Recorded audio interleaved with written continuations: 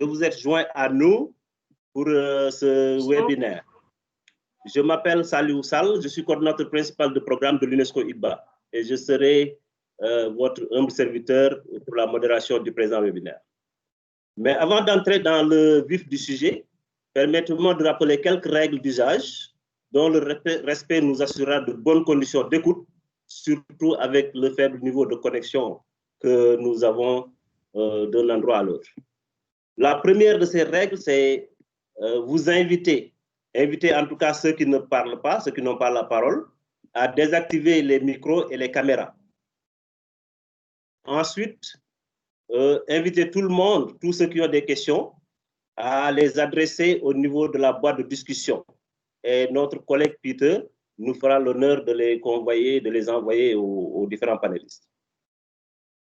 Nous souhaitons que tout fonctionne normalement, mais au cas où il y aurait quelques désagréments, nous en serions désolés, mais soyez rassurés que la présente session est enregistrée et cet enregistrement sera bien envoyé ensemble avec les présentations des différents panélistes dans les sites de ICBA et de TTF qui seront affichés dans la boîte de discussion.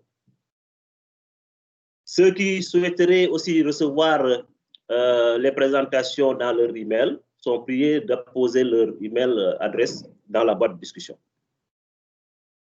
Merci de respecter ces règles d'usage.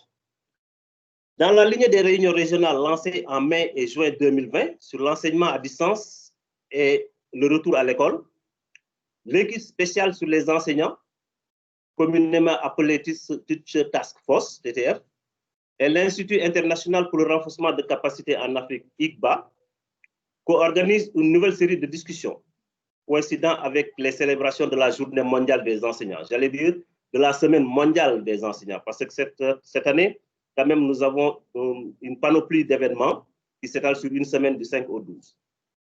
Ces discussions s'appuieront sur un premier dialogue et approfondiront le thème du leadership des enseignants, ainsi que son rôle stratégique dans l'élaboration de solutions efficaces pour surmonter les difficultés liées à la pandémie de la COVID-19 et reconstruire des systèmes éducatifs résilients. Le thème de cette année est, comme vous l'avez reçu dans la note conceptuelle, enseignants, leaders en temps de crise et façonneurs d'avenir. De manière spécifique, ces réunions en anglais et en français, nous avons tenu la première session en anglais hier, et cette session-là est celle en français, visent des objectifs ci-après, entre autres. Partager des exemples de leadership émergents qui ont été mis en œuvre ou sont prévus au cours des différentes phases de la pandémie, y compris la transition vers l'enseignement à distance et le retour à l'école. Identifier les différents facteurs et favoriser au niveau systémique ou politique un leadership efficace parmi les chefs d'établissement et les enseignants au niveau de la classe, de l'école et de la communauté. Repérer les défis à relever pour renforcer ce leadership et faire en sorte que les enseignants puissent prendre des initiatives sur différentes dimensions de la direction de l'enseignement, et de l'apprentissage. Donc, en direction de l'enseignement et de l'apprentissage. Autre objectif, discuter de la nouvelle boîte à outils pour la réouverture des écoles, boîte à outils que la TTF a mise en place et le retour à l'école des chefs d'établissement. Dernier objectif et non des moindres, discuter de la plateforme de connaissance de la TTF et de son rôle en tant que ressource. Un petit mot sur l'ICBA et la TTF. Comme vous le savez, ICBA est un institut de l'UNESCO de catégorie 1 qui a été porté sur les fonds baptismaux en 1999. Donc, il aura bientôt, donc, dans 2 mois ou 3 mois, 21 ans, et dont le mandat est de renforcer les politiques enseignantes et de développer la profession enseignante en Afrique. Parlant de la TTF, établie en 2008, suite à la déclaration d'Oslo, l'équipe spéciale internationale sur les enseignants pour l'éducation 2030, aussi appelée équipe spéciale sur les enseignants, TTF, Teacher Task Force, est une alliance mondiale unique et indépendante qui se consacre exclusivement aux enseignants et aux questions relatives à la profession enseignante. Pour parler du thème que j'ai évoqué tout de suite, nous avons invité d'éminentes personnalités, je dirais des sommités, venues de différentes sphères et de différents pays d'Afrique francophone. Et nous espérons que n'est-ce pas, à l'issue de ce webinaire, il y aura des recommandations fortes qui seront partagées et que les uns et les autres emporteront comme viatique pour une amélioration de la qualité du système éducatif en Afrique. Donc, sans plus tarder, nous allons donner la parole au premier intervenant, M. Mahamoudou Assalia, qui est un directeur d'école à Bamako, au Mali, qui va nous faire le discours d'ouverture. Ensuite, nous donnerons la parole à M. Pedi Anawi, de l'International de l'Éducation, et à M. Albert Le nom c'est Nsengi Yumba. Voilà, très bien. De ADEA. Ok, merci. De ADEA. Nsengi Yumba de ADEA. C'est le secteur exécutif de ADEA. Et nous reviendrons sur les autres panélistes, n'est-ce pas, au fur et à mesure, avec leur présentation. Donc, sans plus tarder, M. Mahamadou Assalia, directeur d'école à Bamako, vous avez la parole. Je me nomme Mahamadou Assalia, directeur de Kalabankura. Nous sommes là dans le cadre de la Journée mondiale des enseignants. Messieurs les représentants du ministère des différents pays ici présents, messieurs les représentants internationaux de l'éducation, messieurs les représentants de l'Association pour le développement de l'éducation ADA et de la Fondation Mastercard, messieurs, madame, à vos rangs et qualités, tout protocole confondu, bonjour. Il m'est agréable à l'entame de mes propos, en tant que directeur d'école, de vous relater les différentes sortes de leadership qui ont émergé dans la pandémie de la COVID-19 dans nos établissements. Le Mali est dans un processus de décentralisation depuis un bon moment. L'école appartient aux collectivités. Par contre, sa gestion relève au comité de gestion scolaire. Avec l'appui du ministère de l'Éducation nationale et ses partenaires, la formation à distance d'appui psychosocial d'un noyau d'enseignants a été mise en œuvre. Pour la formation à distance, pour les élèves, les directeurs d'établissement et les enseignants ont participé à l'élaboration d'au moins 150 ressources pédagogiques pour le cycle fondamental dans le cadre d'un projet de renforcement des capacités des enseignants au Mali. CAP-ED.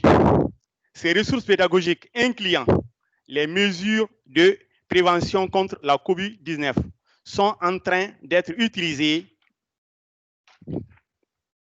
par les enseignants dans leur activité pour délivrer un enseignement orienté vers le comportement d'hygiène personnelle et les préventions à adopter au sein des établissements. Les enseignants se sont appropriés de la conception et diffusion radio des messages de protection contre la COVID-19 en lien avec la formation à distance. Des contenus de messages ont été proposés et validés, mais aussi véhiculés par les mêmes enseignants. Avec la fermeture des écoles pour cause de COVID-19, l'école de Kalabankura avait déjà ses propres initiatives d'assainissement de l'école, à savoir le balayage quotidien de la cour, le nettoyage des toilettes, pratique que nous avons accrue depuis et renforcée dans le cadre du projet conjoint d'autonomisation des adolescents et jeunes femmes pour l'éducation entre 3 agences, UNESCO, UN, FPA et ONU Femmes, financées par la République de Corée du Sud à travers son agence de coopération COICA. Nous avons déjà maintenu cette pratique quotidienne de salubrité que nous partageons avec les autres établissements, surtout dans cette période de COVID-19. Des responsables de classe regroupés au sein d'un collectif s'occupent de l'état d'hygiène de toilettes, de la sensibilisation sur les violences basées sur le genre, VBG, et de la gestion de l'eau du forage. Avec l'apparition de COVID-19, des mesures d'hygiène ont été mises en place. La division des classes pour le respect des mesures barrières, la mise en place des kits de lavage de mains, la dotation des élèves et des enseignants masques pour remédier au vide créé par la fermeture des écoles. Les autorités scolaires ont initié des cours à distance. Des cours préparés par l'administration étaient diffusés à la radio, à la télévision nationale et le support de cours sur le net pour permettre aux élèves de maintenir le niveau afin de faciliter leur retour en classe. Entre autres actions, il faudra souligner le partenariat initié par l'école à travers le projet d'autonomisation des adolescents et des jeunes susmentionnés qui nous a appuyé sur la formation des membres du comité de gestion scolaire CGS et des jeunes filles sur les thématiques portant sur le rôle et responsabilité des membres du comité de gestion scolaire et sur la dimension genre, la formation des enseignants sur les pratiques des classes, la sensibilisation des jeunes filles sur les maintien à l'école, l'entretien des termes d'hygiène de la jeune fille à l'âge de la puberté. À ce effet, l'école anime des sessions de causerie éducative entre élèves et aussi entre enseignants, parents et communauté. En tant que directeur, je veille à la pérennité de cette activité où toutes les activités extraordinaires sur les changements de comportement sont partagées avec les élèves, les enseignants et la communauté. En ce qui concerne l'enseignement à distance, des améliorations doivent être envisagées car dès qu'il y a un manque de suivi des activités réalisées par les enseignants eux-mêmes et les élèves, des supports pédagogiques d'évaluation de l'apprentissage.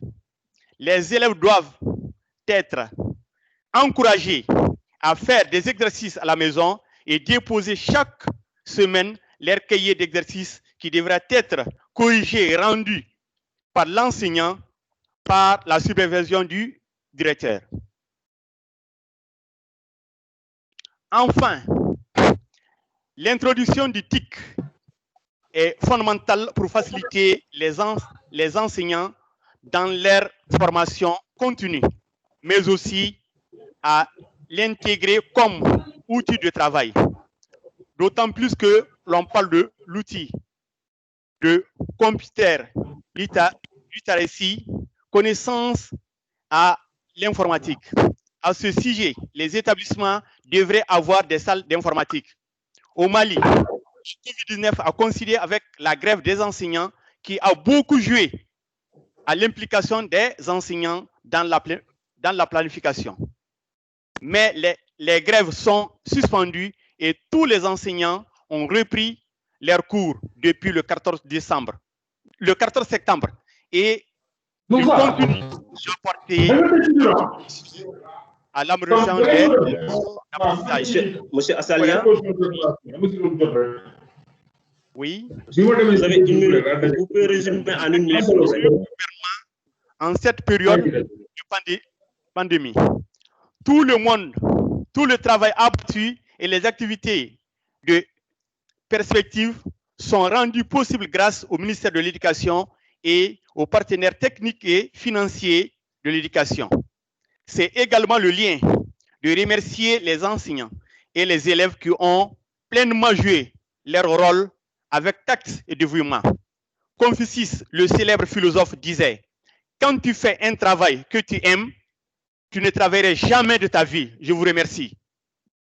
Merci beaucoup. Merci beaucoup, M. Mohamedou Assalia, directeur d'école à Bamako, au Mali, pour les initiatives que vous avez partagées et le rôle ô combien important que vous jouez à l'instar des directeurs d'école en tant que chef d'établissement. À présent, nous donnons la parole à Mme Anne Cristiano Dadio, du rapport mondial sur le suivi de l'éducation. Donc, José, si vous pouvez placer la présentation de Anne. Anne, vous avez la parole. Merci beaucoup. Je ne sais pas si vous me voyez, oui. Ou si vous voyez la présentation. D'accord.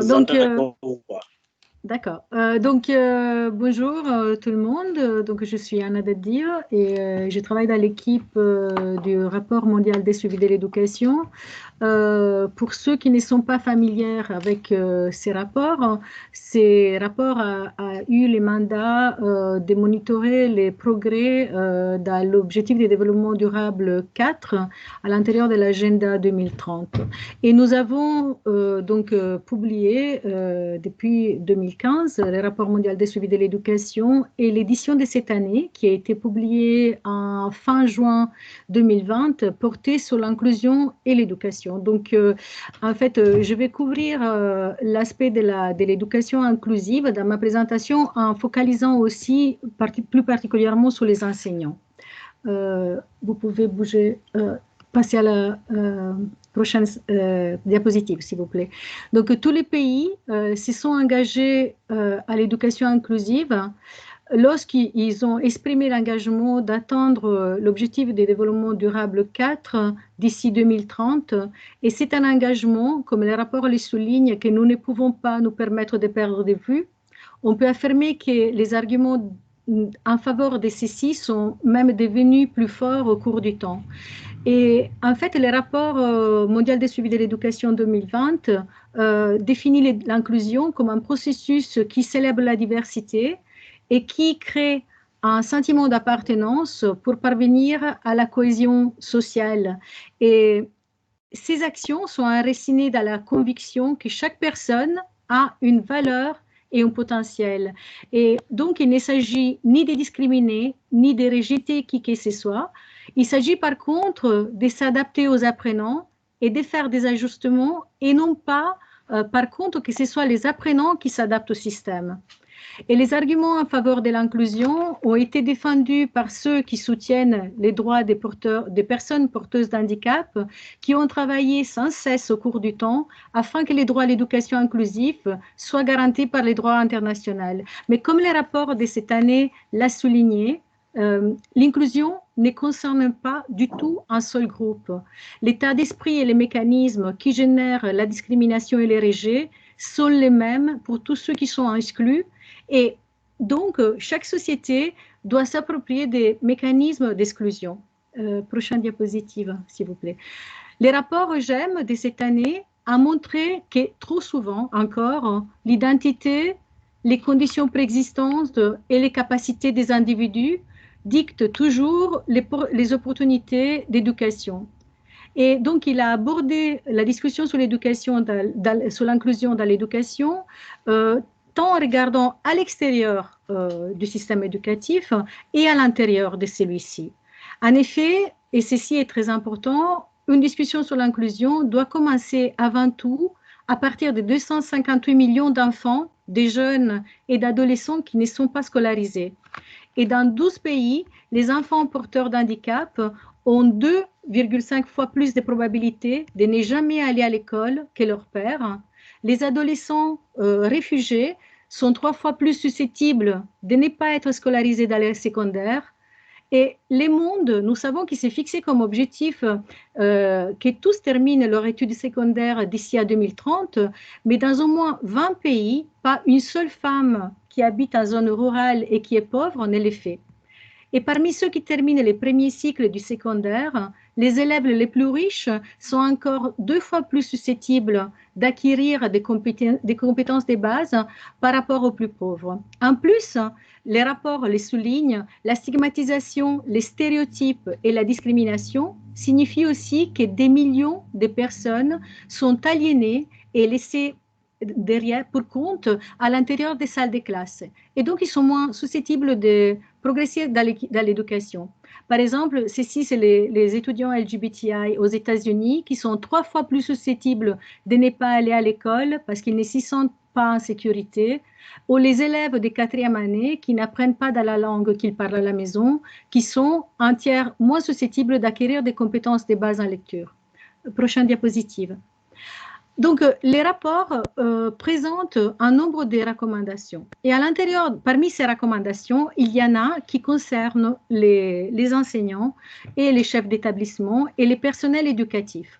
Donc, nous savons très bien que la première première constatation est que les enseignants ont besoin d'être formés en matière d'inclusion. Et en fait, si on regarde par exemple les résultats de l'enquête internationale sur les enseignants, l'enseignement et l'apprentissage, l'enquête ETALIS de 2018, à laquelle 49 pays à revenus intermédiaires de la tranche supérieure à revenus élevés ont participé, 25% des enseignants ont déclaré d'avoir grandement besoin d'une formation professionnelle qui porte sur l'enseignement aux élèves ayant des besoins particuliers, et cette proportion excède 50% dans certains pays comme Brésil ou la Colombie. Et en plus, 15... Anna, oui, Anna, oui. Vous pouvez résumer s'il vous plaît en 1 minute? Oui, d'accord. Donc, si vous bougez les différents diapositifs, vous voyez qu'on parle aussi des besoins de formation pour les personnels éducatifs, pour les chefs d'établissement, qui doivent surtout insuffler un esprit inclusif dans leur établissement, et ils doivent aussi pourvoir les enseignants avec la possibilité de se former. Et en fait, c'est si important parce que les enseignants ne sont pas seuls à l'intérieur de l'école, ils doivent être assistés par des assistants d'éducation, par les mêmes chefs d'établissement et les coordonnements d'enseignement qui ont aussi besoin d'informations et qui en ont besoin pour faire face aux requêtes des étudiants qui ont des besoins différents.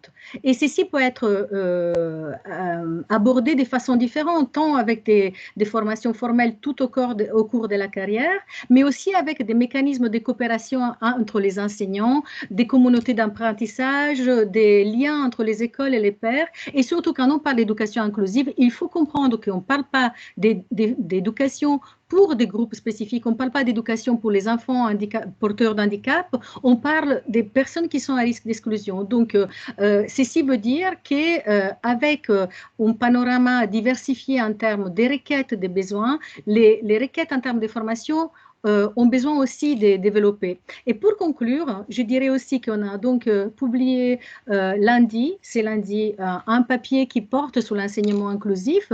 D'autre part, en même temps que le lancement du rapport, on a aussi lancé les PIR, c'est-à-dire les profils par pays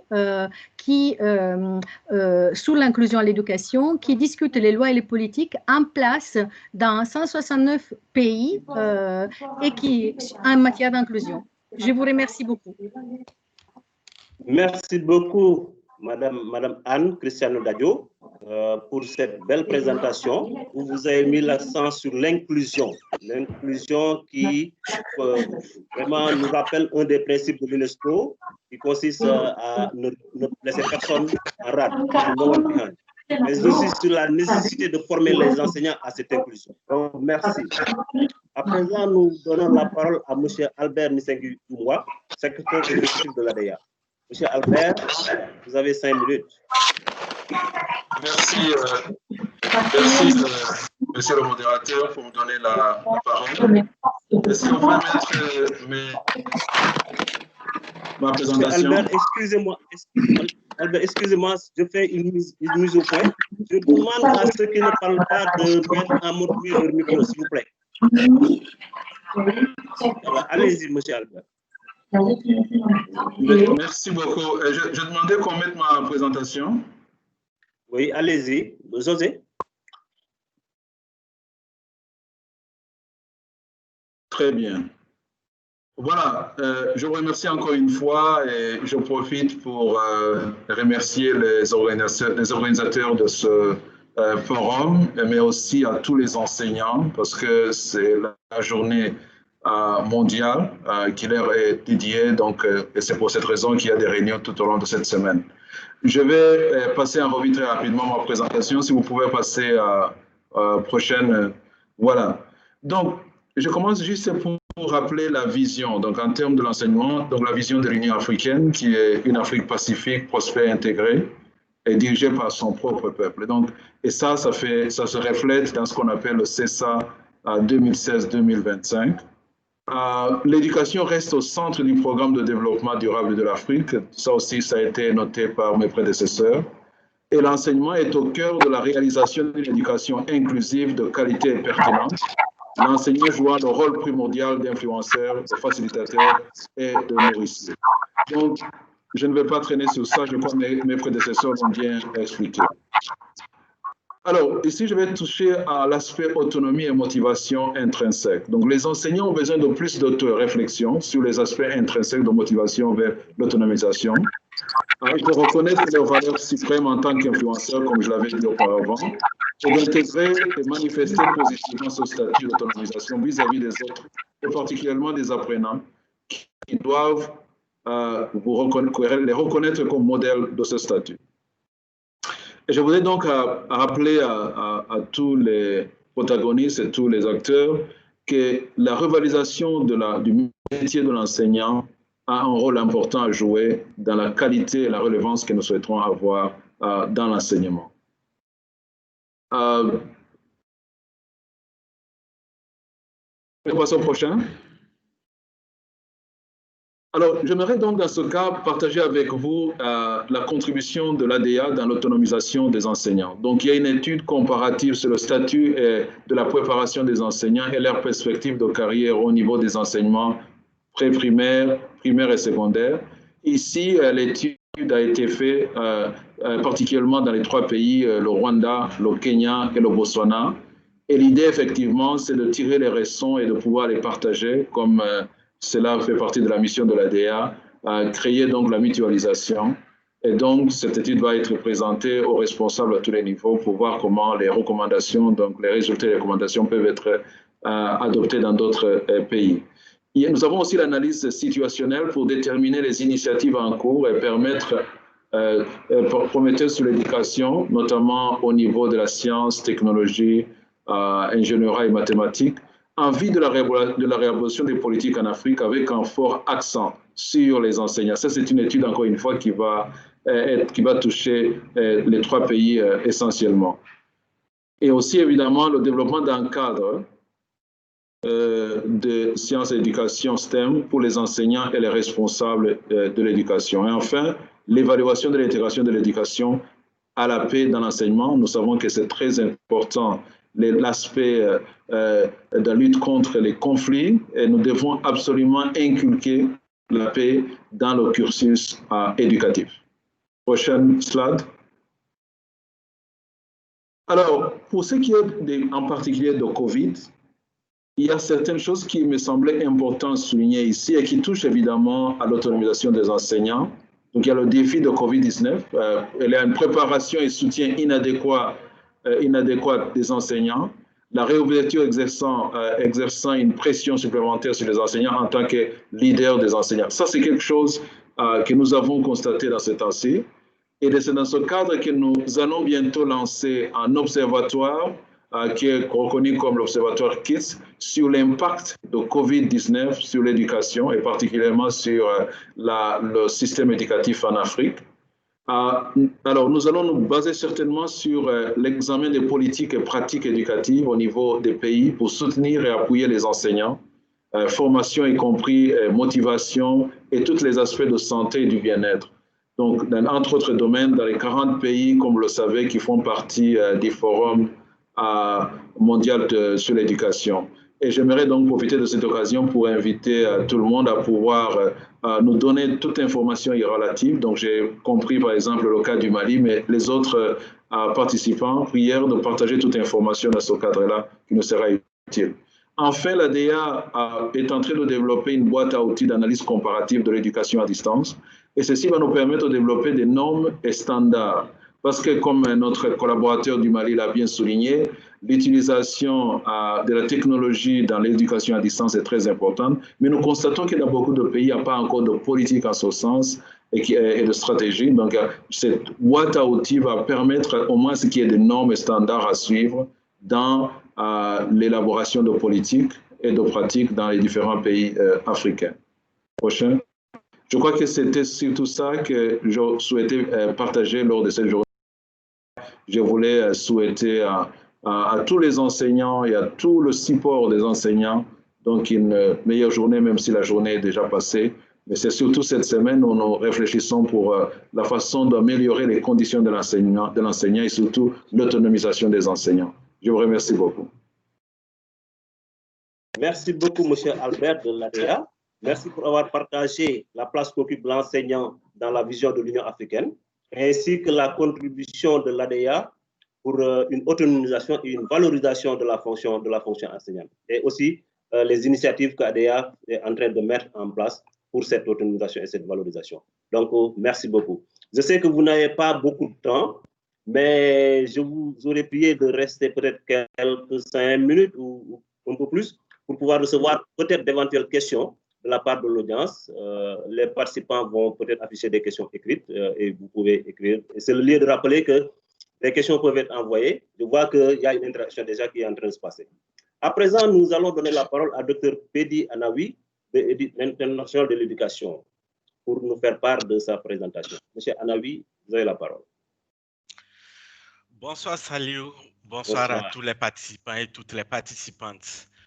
Merci de me donner la parole. Je suis Pedi Anawi et de l'International de l'Éducation du Bureau Afrique basé à Accra au Ghana. Et je crois que, pardon, est-ce qu'on peut passer à la seconde diapositive?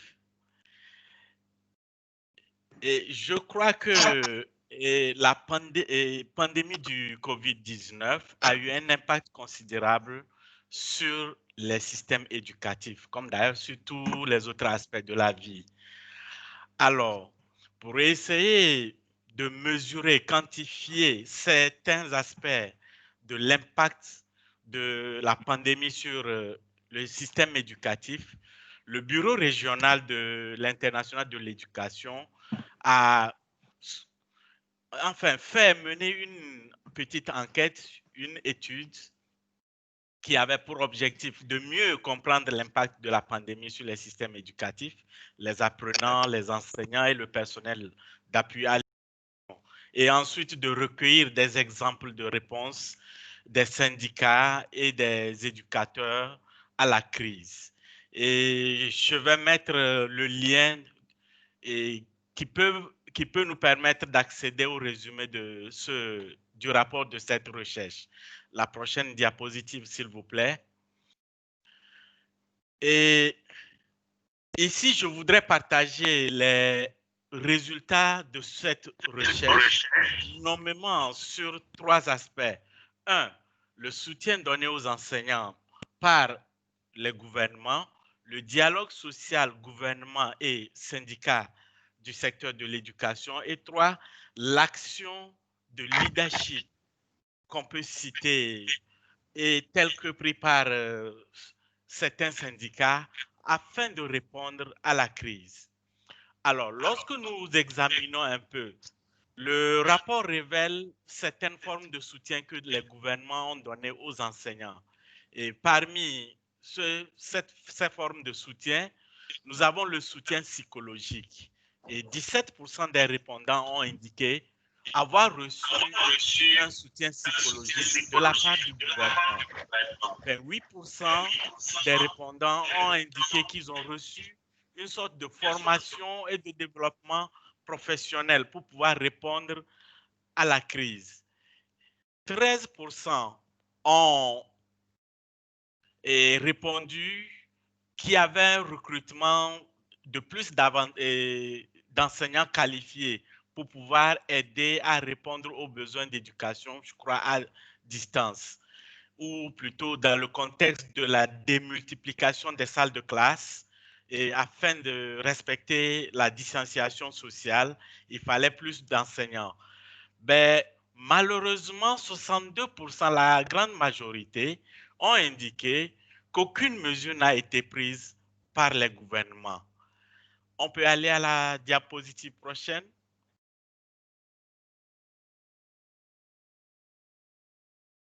Voilà.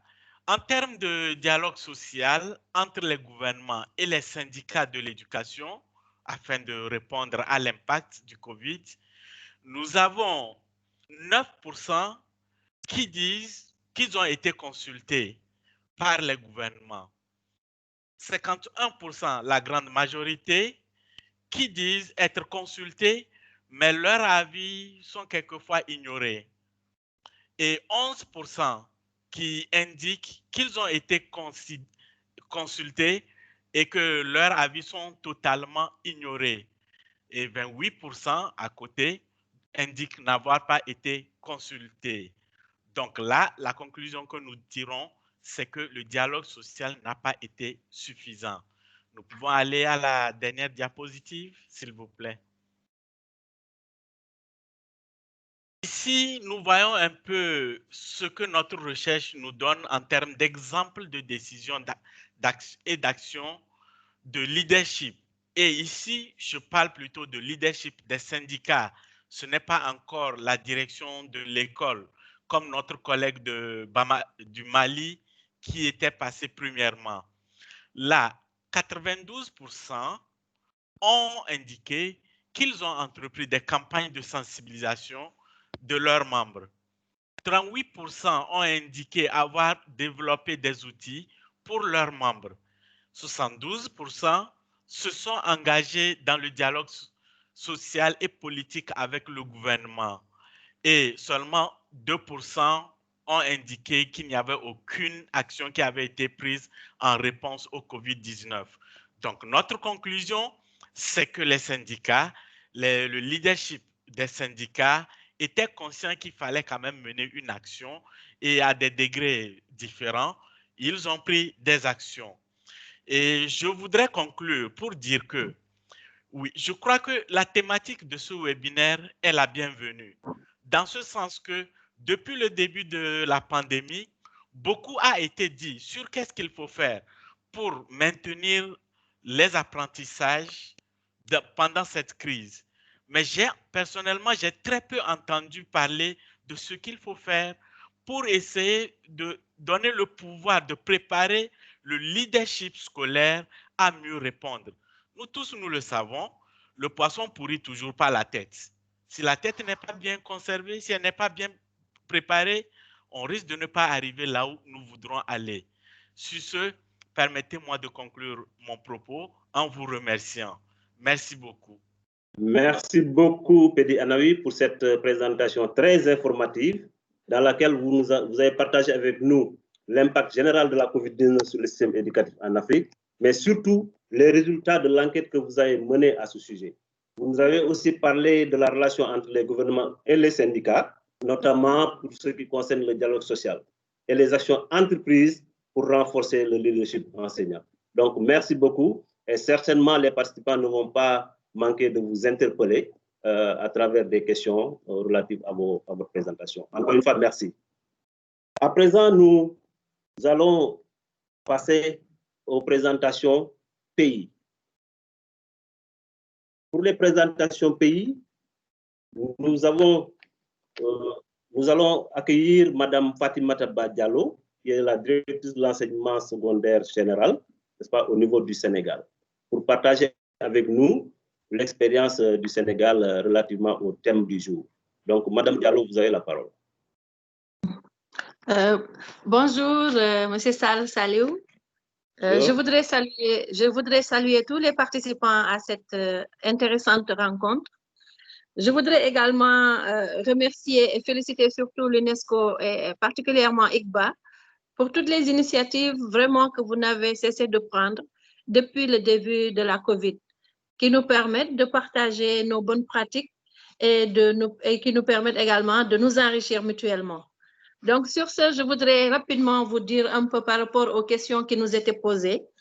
Vous allez directement dans les diapositives.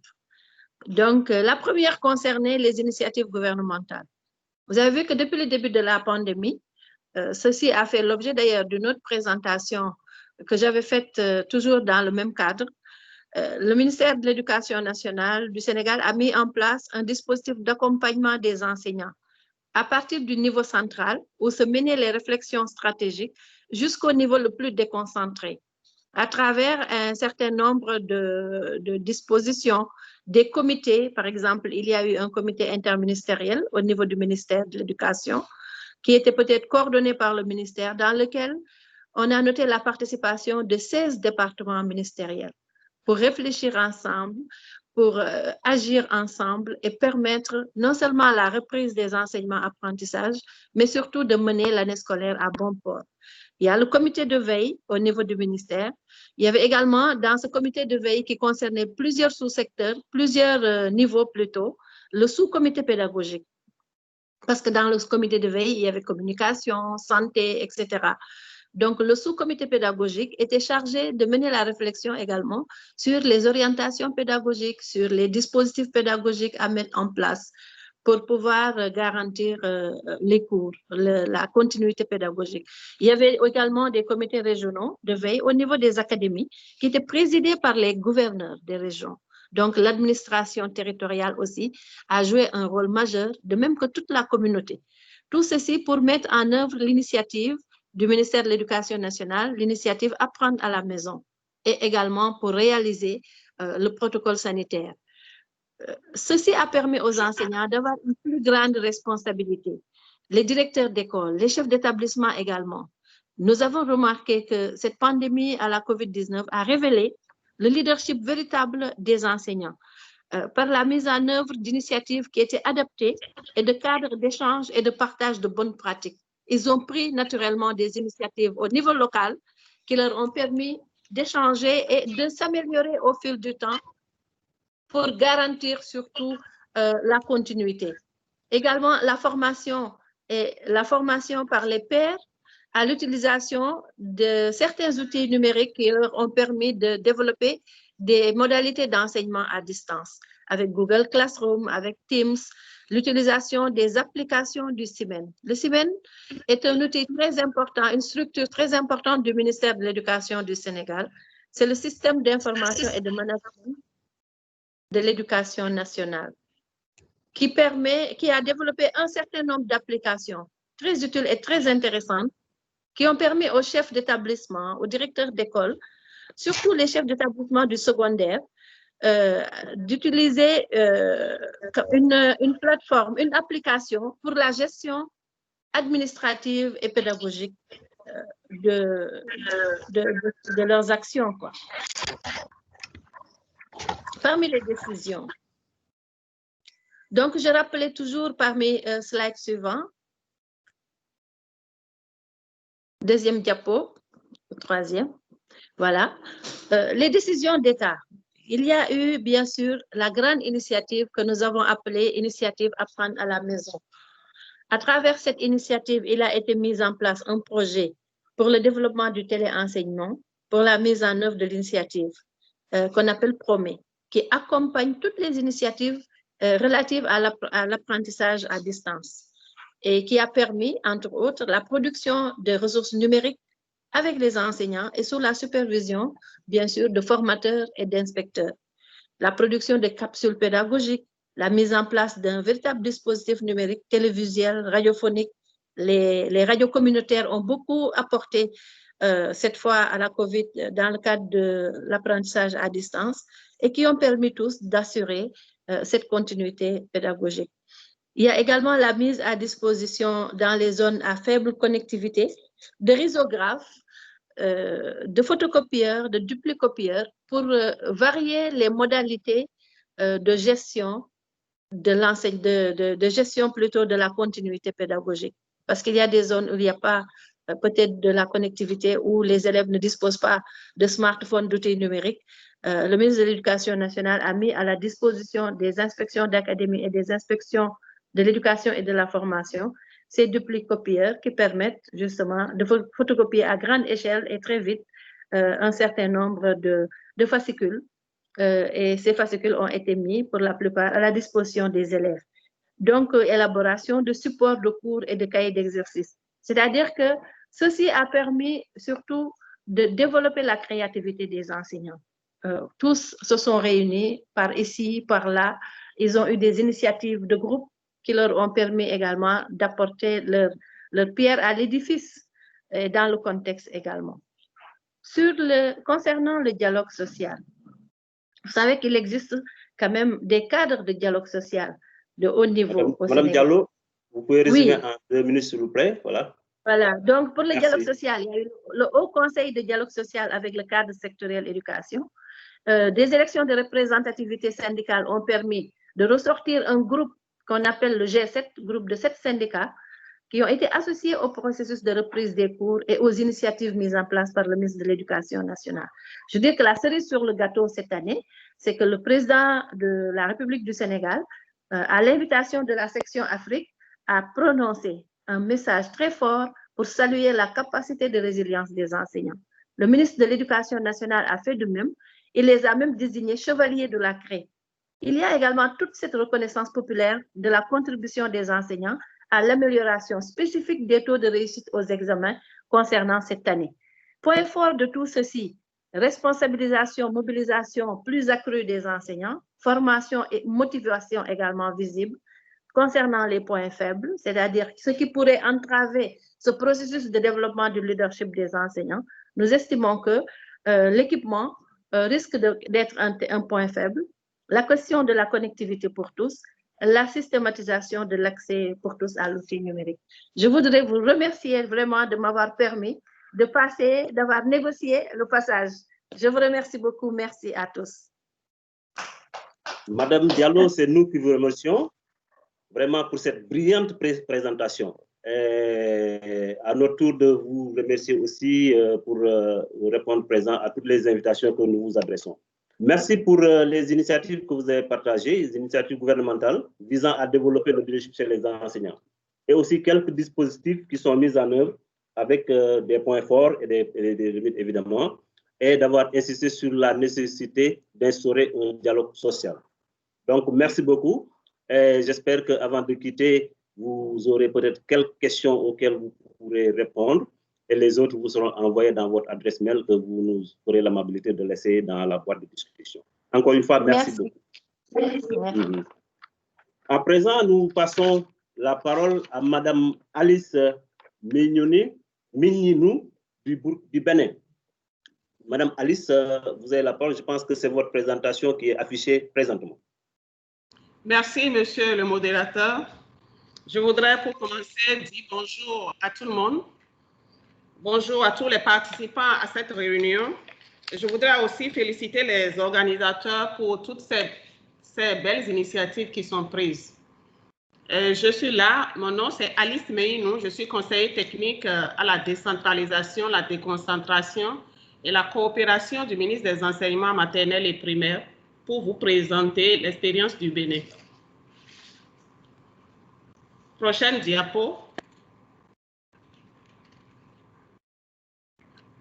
Vous pouvez présenter la diapo qui suit. Merci.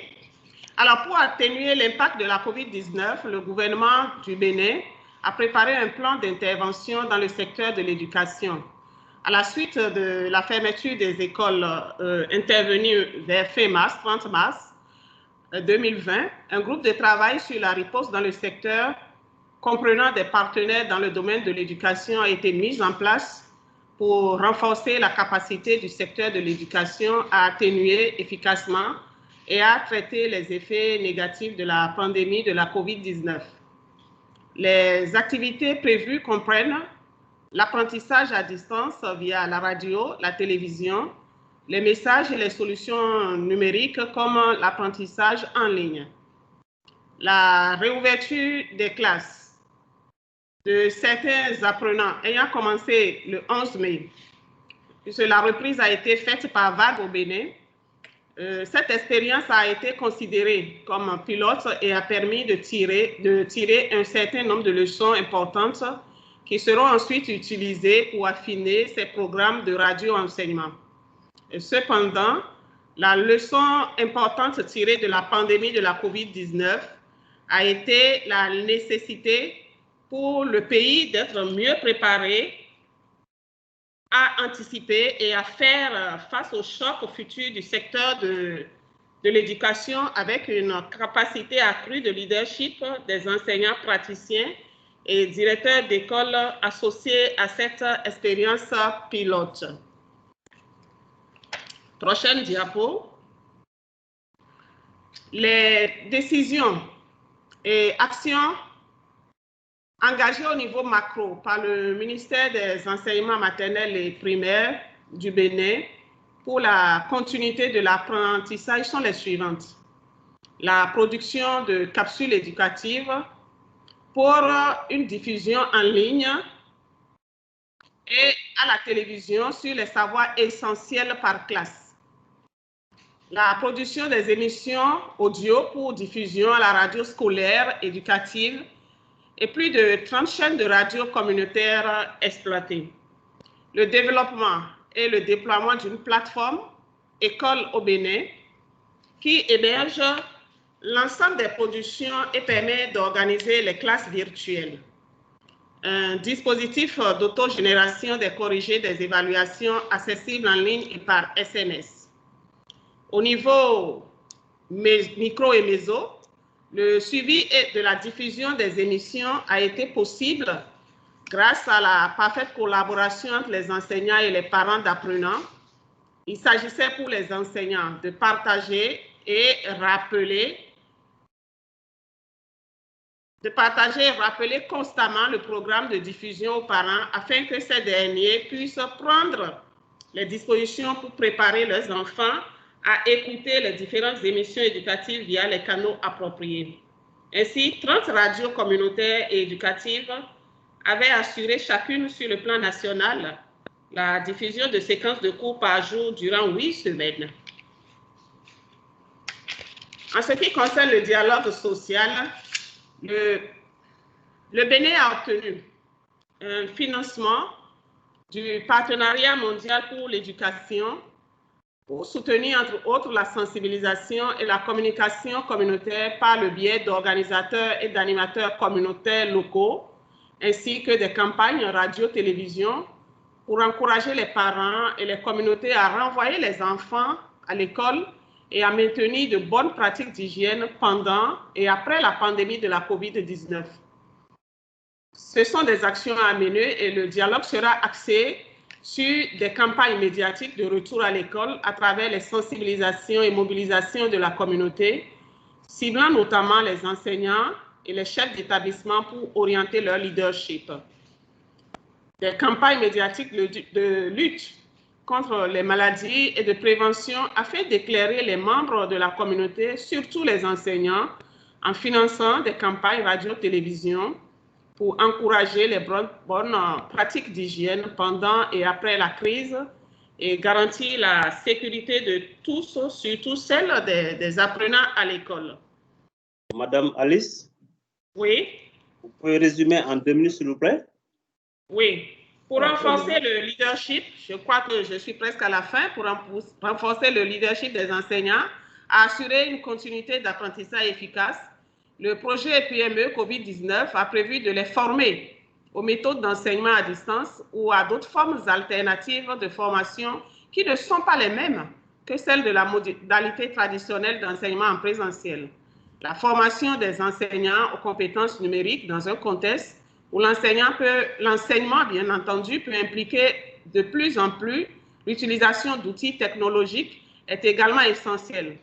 Le nombre d'enseignants à former est estimé à 300, dont 200 enseignants des écoles maternelles et primaires. Une tablette électronique sera remise à chaque enseignant impliqué dans la formation et un système de suivi sera mis en place pour localiser ces appareils et suivre leur bonne utilisation. Le projet mettra également à l'essai le concept de classe mixte, c'est-à-dire des classes combinant l'enseignement à distance et les cours en face à face, dans un petit échantillon de salle de classe. Voilà, mesdames et messieurs, la contribution du Bénin à cette rencontre. Je vous remercie. Merci beaucoup, Madame Alice, pour cette contribution très remarquable du Bénin. Vous avez partagé les actions et les dispositifs mis en place par le gouvernement pour renforcer le leadership des chefs d'établissement et des enseignants. Et vous avez aussi partagé la manière que l'on doit utiliser pour renforcer ce leadership en assurant la continuité pédagogique. Et vous avez aussi parlé du dialogue social. Le dialogue social qui est revenu dans toutes les présentations et ce qui montre son importance. Encore une fois, Merci beaucoup pour cette brillante présentation.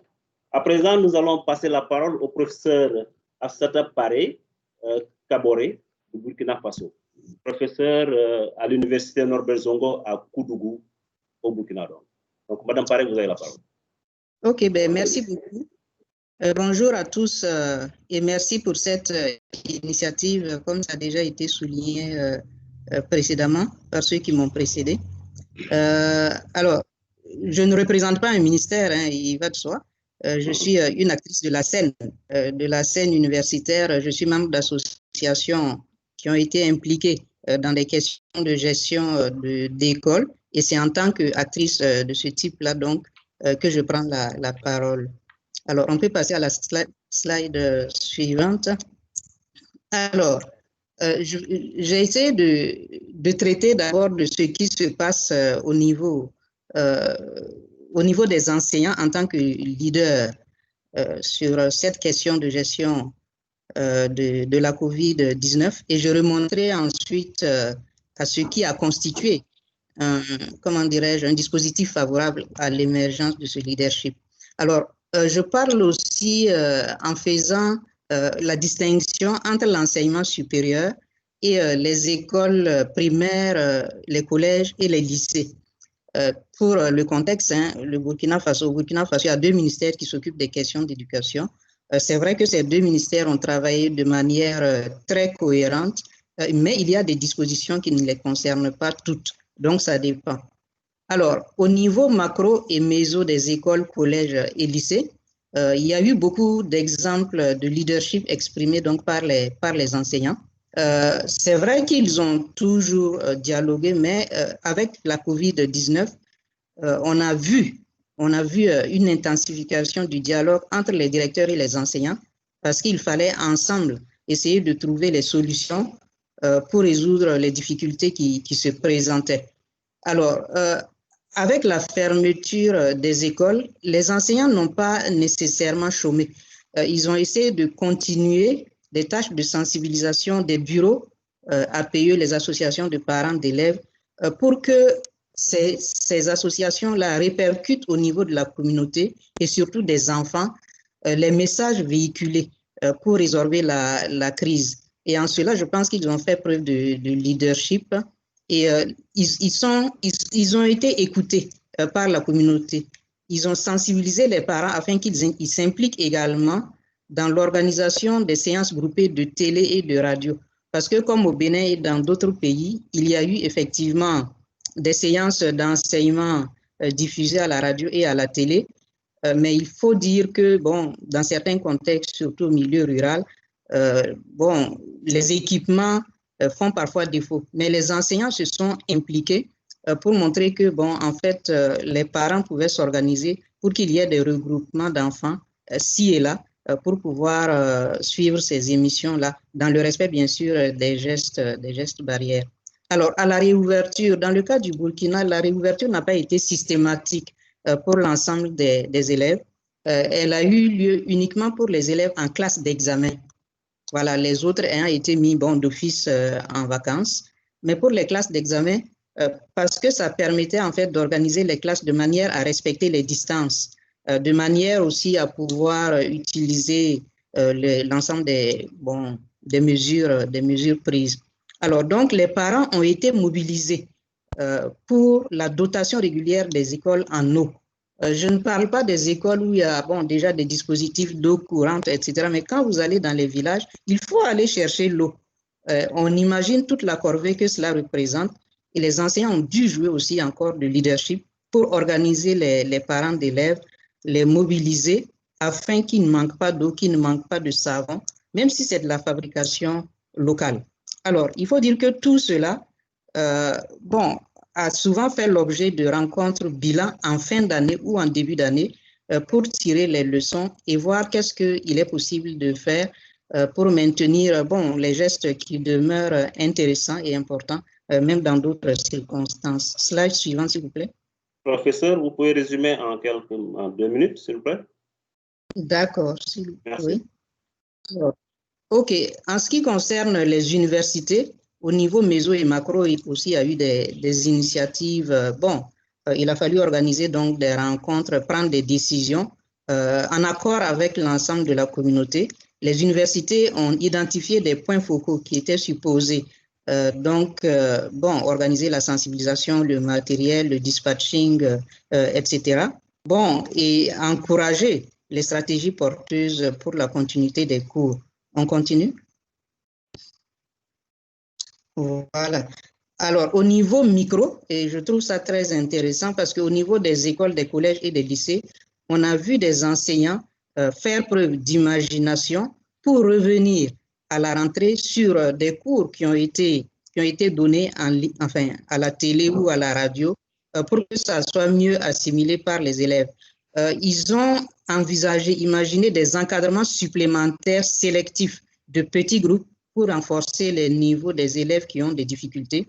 Et ils ont organisé des activités de tutoring des élèves à faible niveau en impliquant souvent les parents pour le suivi de certains élèves. Dans les universités, on a eu affaire à beaucoup d'innovations aussi.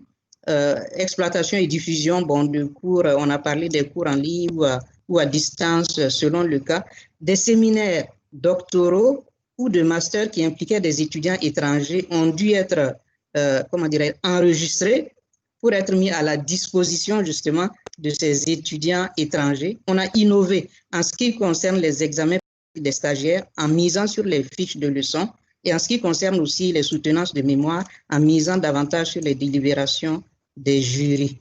En ce qui concerne, nous avons ce que nous appelons des pré-soutenances de thèse pour valider le devis de recherche des étudiants. Et à ce niveau-là également, nous avons innové en faisant pré-soutenir les étudiants qui ne pouvaient pas se déplacer à travers donc des WhatsApp.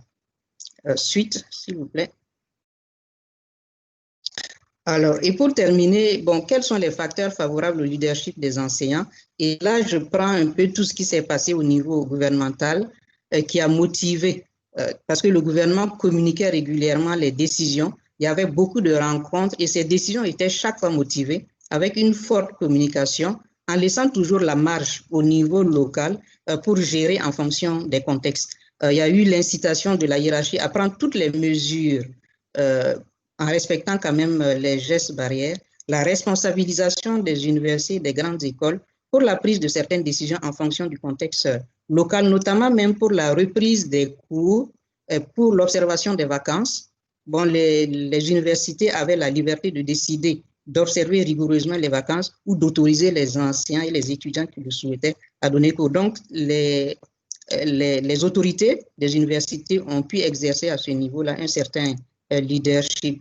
Alors, en termes de défis, je pense qu'il est important de s'asseoir et puis évaluer l'impact de ce leadership-là sur les résultats, aussi bien au plan cognitif que psychosociaux, parce que c'est comme ça que nous pourrons éventuellement avancer. Il faut partager les exemples de réussite et je pense que ça se fait déjà avec des colloques, des séminaires, etc.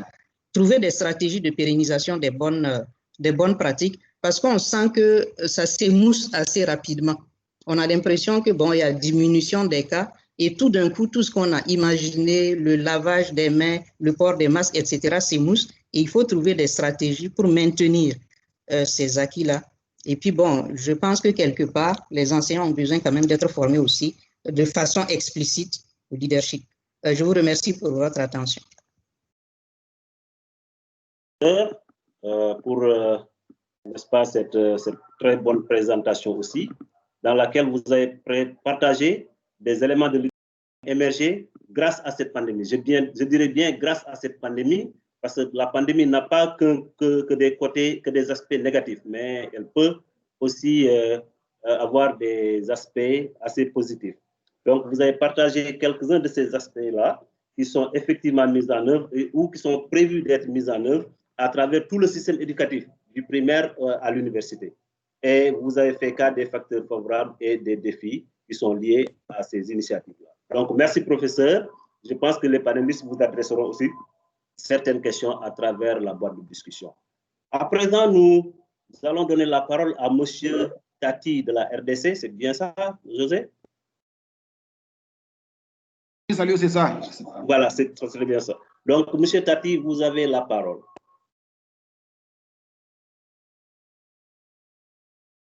J'invite les panélistes à observer, à surveiller la boîte de discussion pour les questions. Monsieur Tati? Bon, il avait quelques soucis tout à l'heure, je ne sais pas s'il nous a rejoint. Pierre, est-ce que Madagascar a confirmé sa présence? Peter? Oui, ça a été confirmé, mais je ne sais pas s'il est présent. On peut voir. Est-ce que Madagascar est présent dans le panel?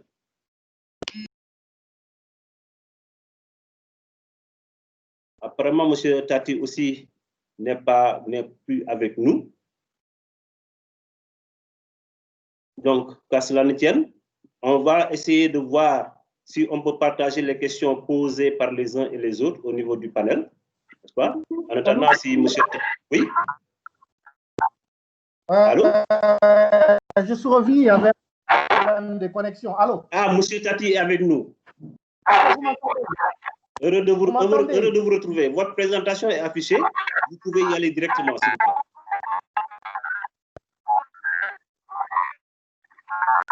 Malheureusement, le son n'est pas bon. C'est bien. Je peux débuter? Oui, allez-y. Vous avez 5 minutes. Bonjour.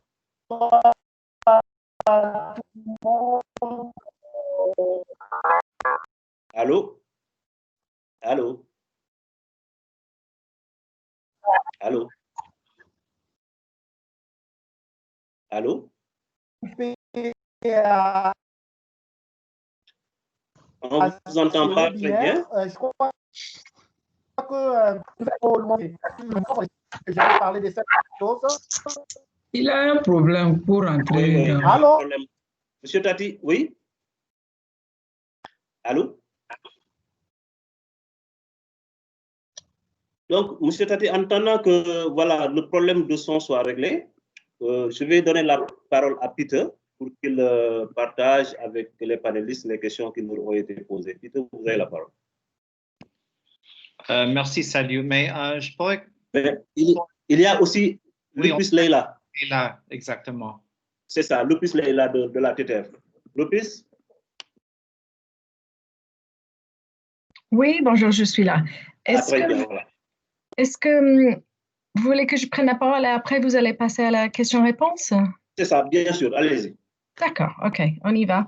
Alors, j'ai une... Pardon, je vais mettre mon caméra. Bonjour tout le monde, bonjour. Alors, j'ai une présentation, le temps que je commence le temps que vous le mettez en place. Sinon, c'est pas grave.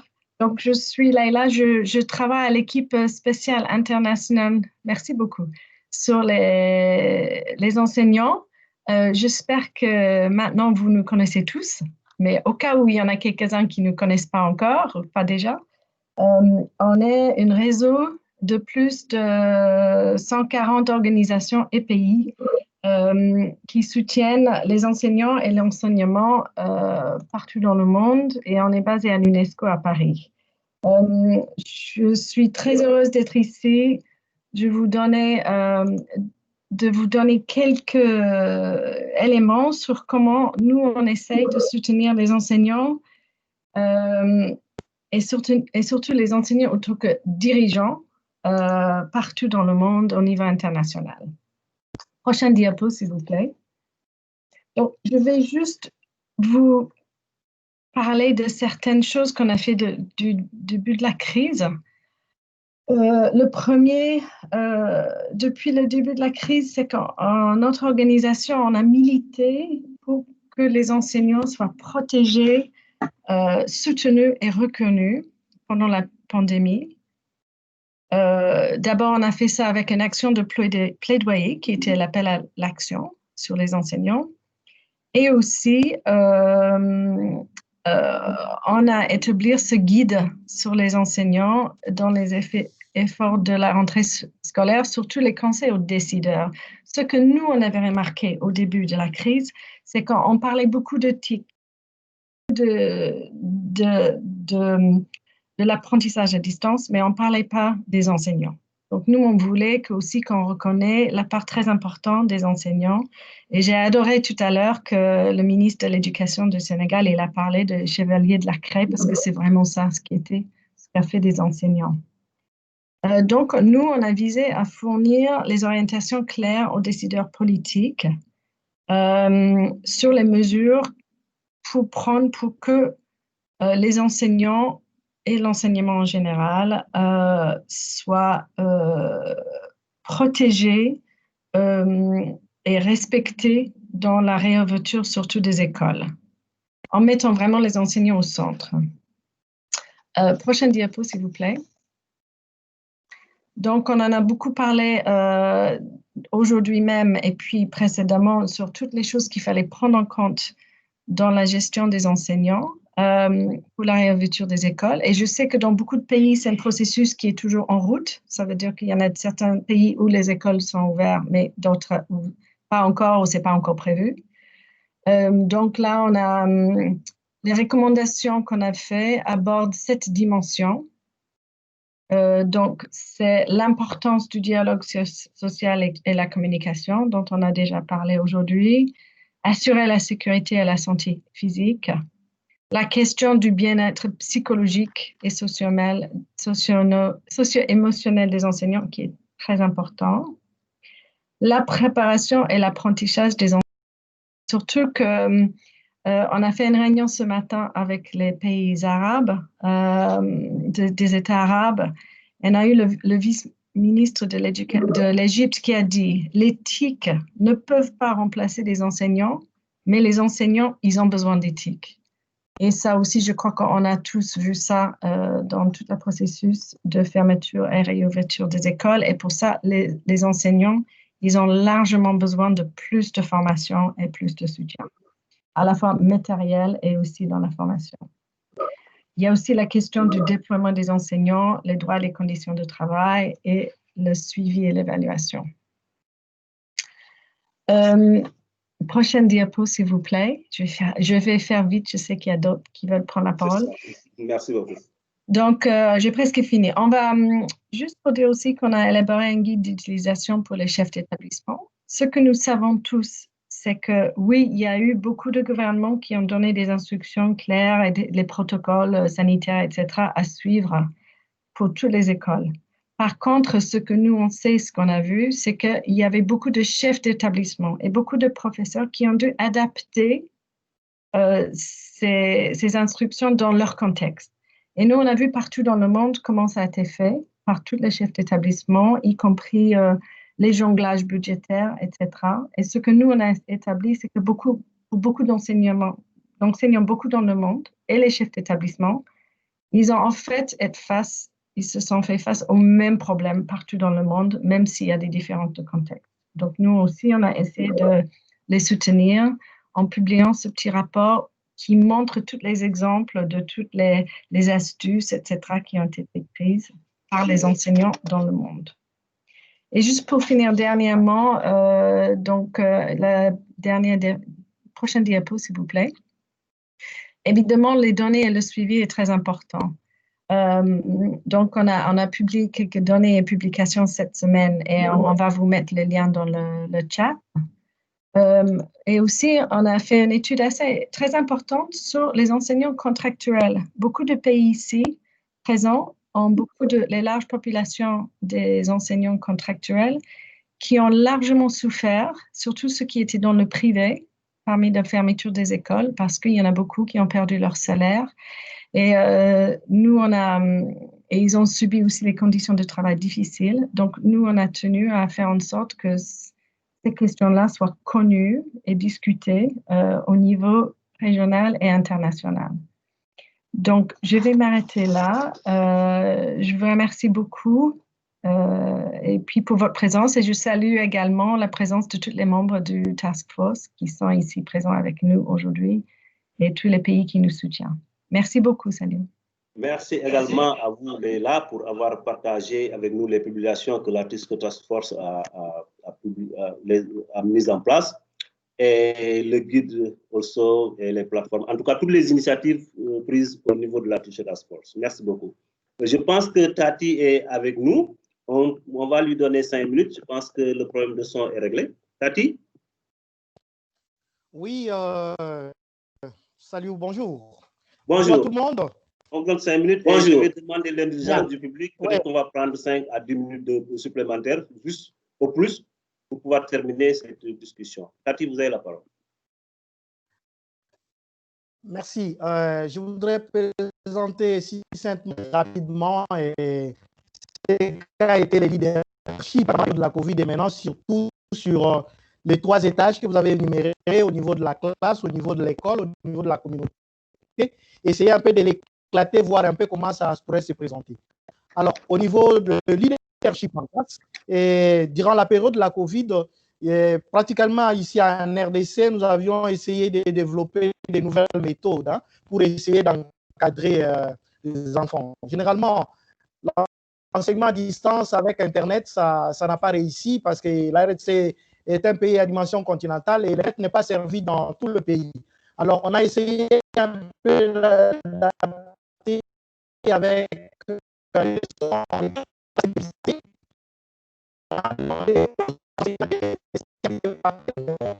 Allô, Tati? Tati? Oui. On ne vous entend plus là. Oui. Je suis désolé. Allô? Allô, oui, allez-y. On ne vous entendait pas. Allez-y, allez-y. Je disais que je voulais développer rapidement le leadership des enseignants au niveau de la classe, au niveau de l'école, au niveau de la et à la fin, alors, les nouvelles méthodes. Allô? Allô? Allô? Tati? Allô? Allô? Oui. Allô? Est-ce qu'on ne peut pas faire une proposition, Tati? Que l'on partage votre présentation. Oui. Et que les questions qui pourront vous être adressées vous soient envoyées dans votre mail, parce que là, quand même, nous avons un problème de son. On s'excuse vraiment. Je vous en prie. Alors, comme vous avez mes slides, vous pouvez le présenter puis m'envoyer les questions par mail. Je pourrais essayer d'expliquer en long et en large. Merci. S'il vous plaît, oui. S'il vous plaît. Ce pourrait même que des questions vous soient adressées tout de suite, si des gens veulent savoir quelque chose sur la situation en RDC. Maintenant, nous sommes arrivés à la fin des présentations pays, puisque le Madagascar n'est pas présent. Nous avons une douzaine de minutes pour les interventions. Est-ce que Peter peut nous faire part des questions et des interventions?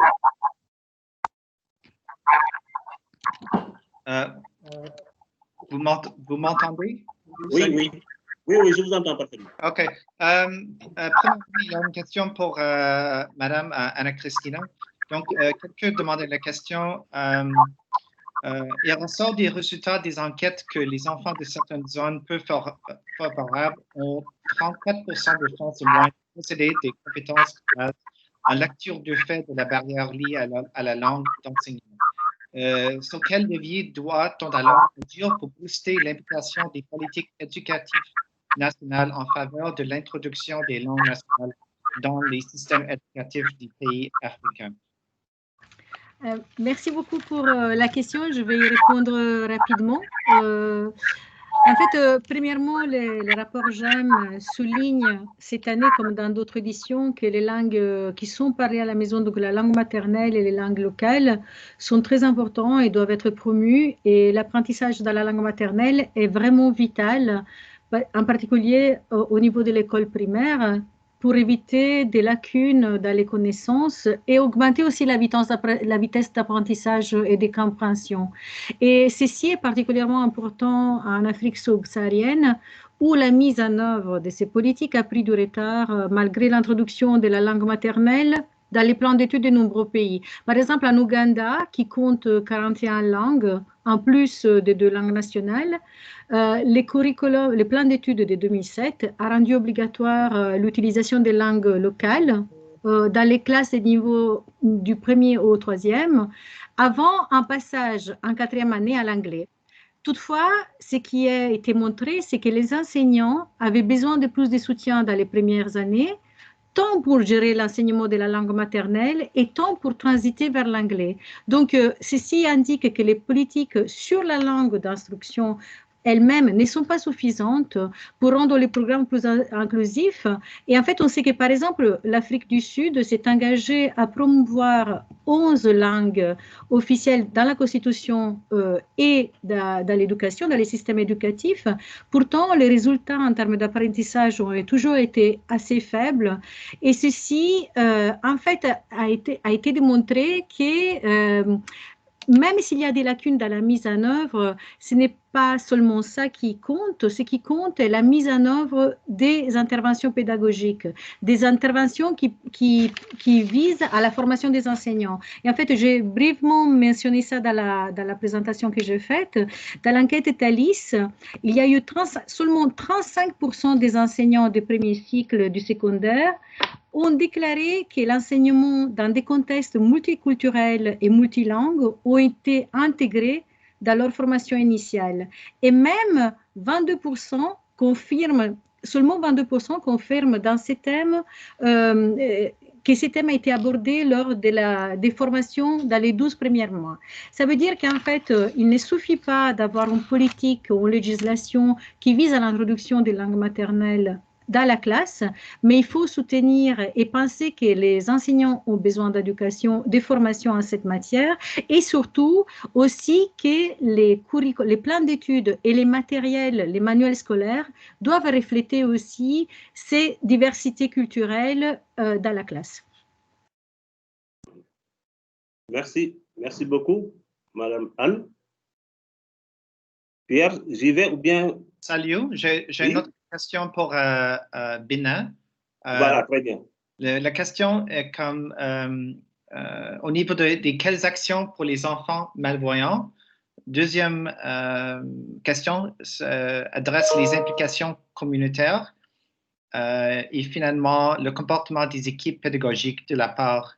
C'est une question de M. Arfang Seck du Sénégal. Très bien. D'accord. Madame Alice, vous avez la question? Oui, monsieur le modérateur. Allez-y, vous avez entendu la question? Oui, j'ai entendu une première question relative aux enfants malvoyants. En fait, c'est une série de questions. La première est effectivement relative aux enfants malvoyants. Et la deuxième, c'est l'implication communautaire. Et aussi une troisième sur le comportement des équipes pédagogiques. Voilà. Merci beaucoup.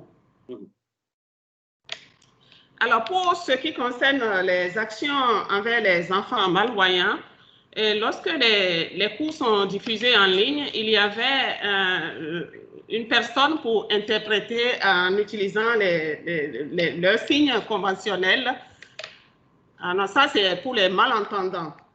Mais pour les malvoyants spécifiquement, je n'ai pas d'exemple précis là à énoncer, mais leurs cours, ils ont continué régulièrement à aller au cours dans leur centre de formation. Pour l'implication communautaire, il y a eu des émissions radio et télévision en direction des communautés pour les sensibiliser. Et les associations de parents d'élèves aussi prennent part aux campagnes de sensibilisation, surtout pour le retour à l'école et pour l'observation des gestes barrières. Lorsqu'il y a des mesures comme par exemple la distribution de masques grand public, les parents s'impliquent pour aider à la mise en place et aussi pour les dispositifs de lavage de mains. Les parents aussi s'impliquent pour que les écoles aient de l'eau. Je ne sais pas si j'ai pris en compte toutes les questions. Oui. Oui. Maintenant, le comportement, il y a une question aussi qui est relative au comportement des équipes pédagogiques. Oui, les enseignants s'emploient à encadrer les apprenants pour le respect des gestes barrières.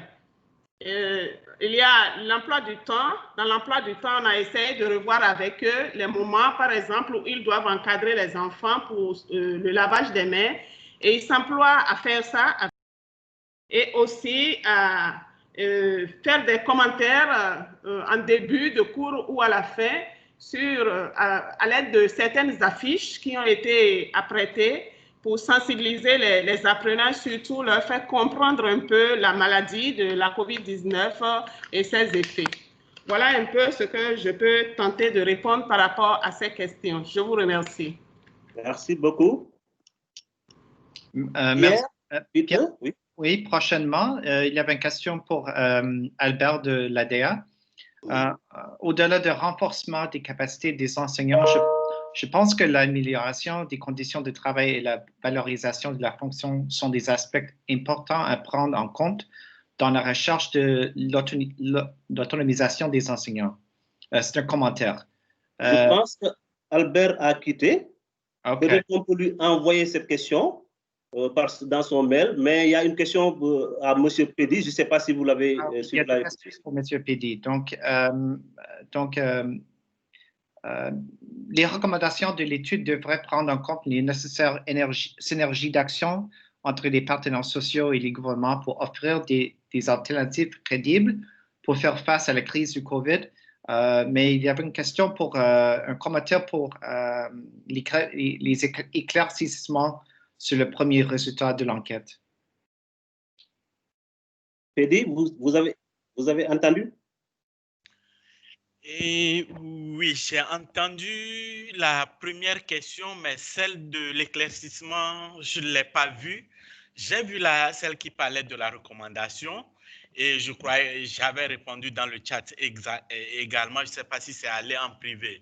Mais ce que je peux dire, c'est que ma réponse était qu'il y a au moins une douzaine de recommandations qui prennent en compte celle qui est en train d'être proposée. Encore mieux que la recommandation, au niveau de l'international de l'éducation, je suis content que Dr Yumiko et Léla soient là. Nous venons de finir également une série de webinaires sur l'avenir de la profession enseignante qui a mis ensemble les représentants des ministères et les syndicats. Et nous avions eu la chance d'avoir 2 ministres de l'éducation qui avaient participé, le ministre de l'Éthiopie et puis la ministre de l'Éducation fondamentale de l'Afrique du Sud. Et le résultat, c'était que maintenant, voir qu'une collaboration, un partenariat et quelquefois les parents d'élèves ou la communauté produisaient de meilleurs effets pour résoudre des problèmes posés par des crises. Voilà, merci. OK. Salut, il y avait une autre question, mais je ne sais pas à quel pays c'est ciblé, mais peut-être c'est pour tout le monde. La question était, quelles ont été les stratégies spécifiques adoptées pour amener les parents à encadrer les enfants pour les cours à la radio en milieu rural? Oui, je pense que pour cette question, on peut donner la parole à chacun des représentants pays pour qu'en 1 minute, ils puissent partager l'expérience au niveau du pays relativement à cette question. Donc, mesdames et messieurs les panélistes, si vous avez des réponses à cette question-là, peut-être qu'on pourrait commencer par, de manière arbitraire, le Bénin ou le Burkina.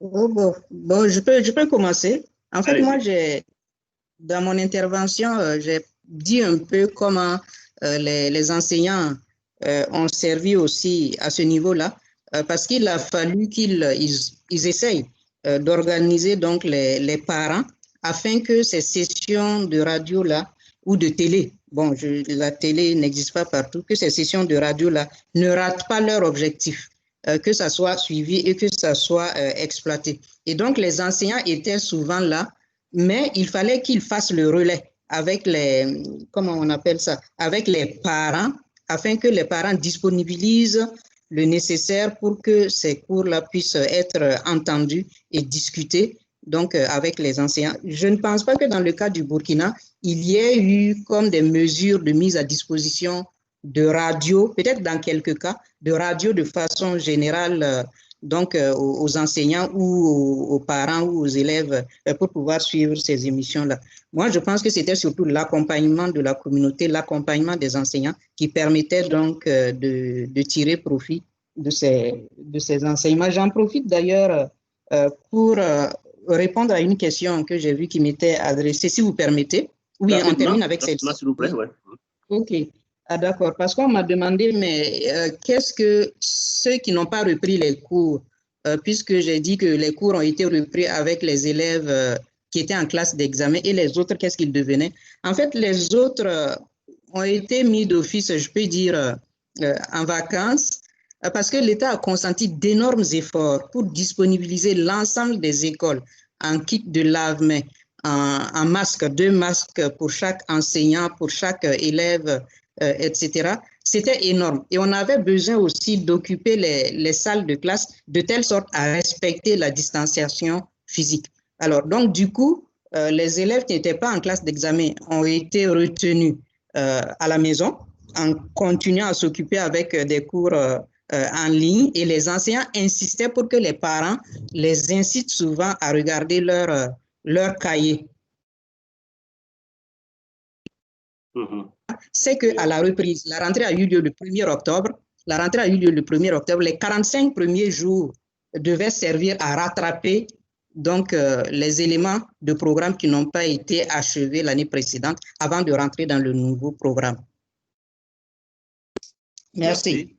Merci beaucoup, Madame Alice. Madame professeur Afsata, est-ce que Madame Diallo du Sénégal a un élément de réponse par rapport à la question sur les radios rurales?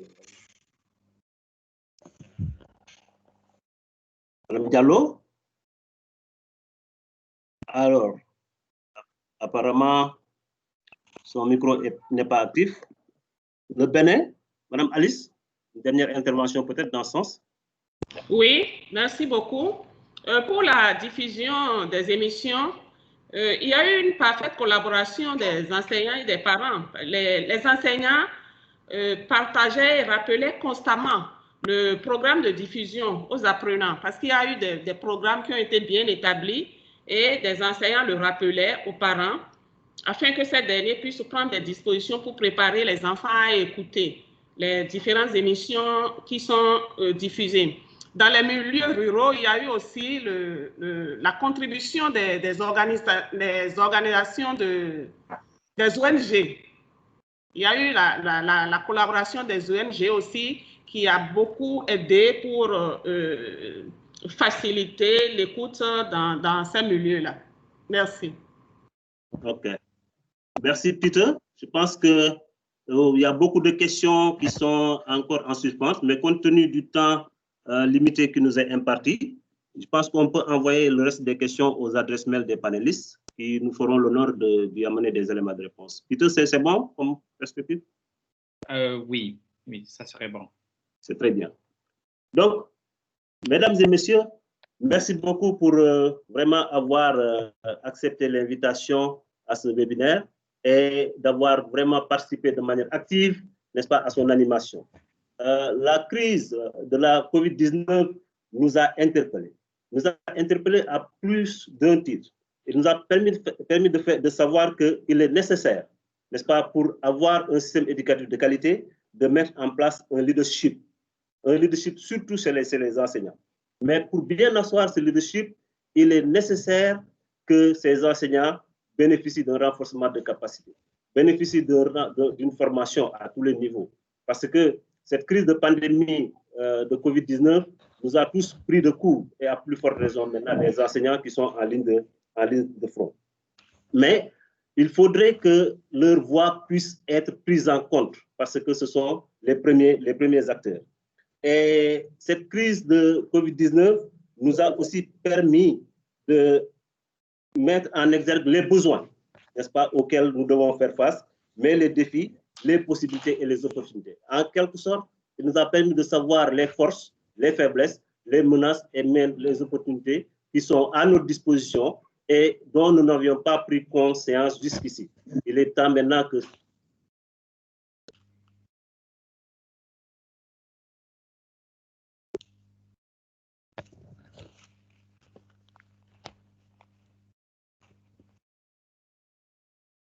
Problème de réception.